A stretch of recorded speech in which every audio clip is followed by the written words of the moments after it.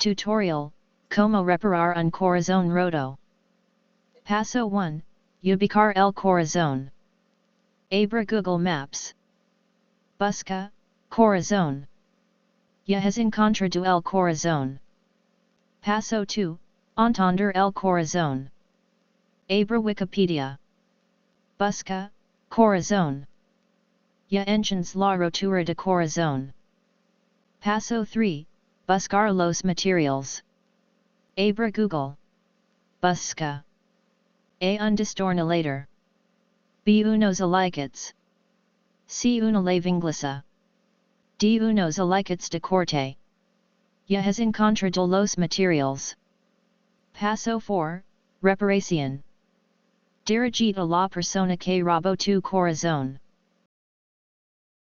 Lo sentimos, no podemos prover información sobre la persona que robó tu corazón. Hasta aquí el tutorial. Espero que te haya servido. Gracias y hasta pronto.